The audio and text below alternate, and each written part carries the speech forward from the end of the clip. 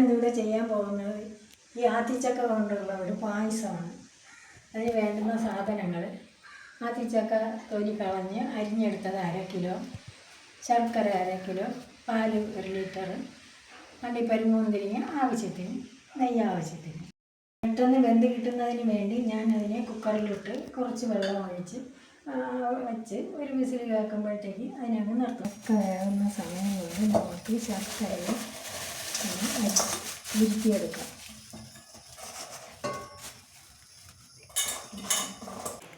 ചക്ക നല്ലവണ്ണം വെന്ത് കിട്ടിയിട്ടുണ്ട്.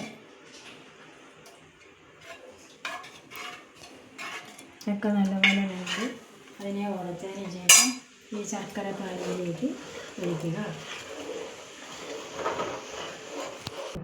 കുക്കറിൽ വെച്ച് വെന്ത ചക്ക നല്ലവണ്ണം ഉടച്ചതിന് ശേഷം ശർക്കര ഉരുക്കിയതിലേക്ക് ഒഴിച്ച് അത് നല്ലതുപോലെ ഇളക്കുക. നല്ലതുപോലെ ഇളക്കി വറ്റി വരുമ്പോൾ അതിൽ നെയ്യ് ചേർത്ത് വഴറ്റിയെടുത്തതിന് ശേഷം അതിൽ പാല് ചേർക്കണം. പാല് ചേർത്തതിന് ശേഷം വീണ്ടും ചവ്വരി ഉണ്ടെങ്കിൽ ചവ്വരി ഇട്ട് നല്ലതുപോലെ വെന്തതിന് ശേഷം അടുത്ത പാല് ചേർത്ത് നെയ്യ്, അണ്ടിപ്പരിപ്പ്, മുന്തിരിങ്ങ എല്ലാം വറുത്തിടണം. അപ്പോൾ നമ്മുടെ പായസം റെഡിയായി.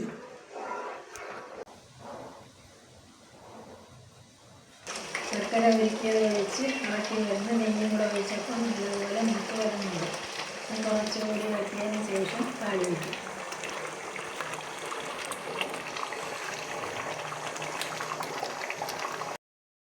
നല്ലതുപോലെ മൂത്തിട്ടുണ്ടെങ്കിൽ നമുക്ക് പാല് ചേർക്കാം.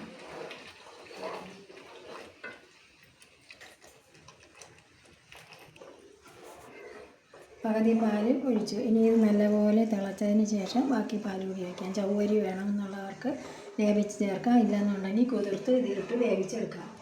ഇപ്പം ഞാൻ ചവ്വരി ഇല്ലാതെയാണ് ചെയ്യുന്നത്. ചവ്വരി ചേർത്താലും കൊള്ളാം, ചേർത്തില്ലെങ്കിലും കൊള്ളാം.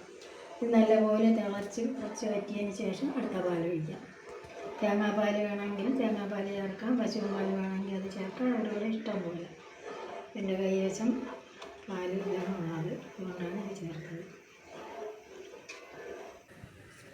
നമ്മുടെ പായസം റെഡിയായി.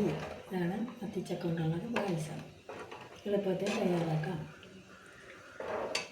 ആത്തിച്ചക്ക പായസം റെഡിയാക്കി ഇനി വറുത്തിടാം.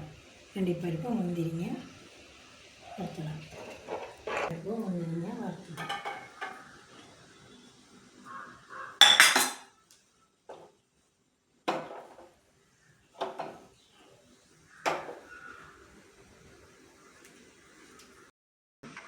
ആത്തിച്ചക്ക കൊണ്ടുള്ള സൂപ്പർ പായസം.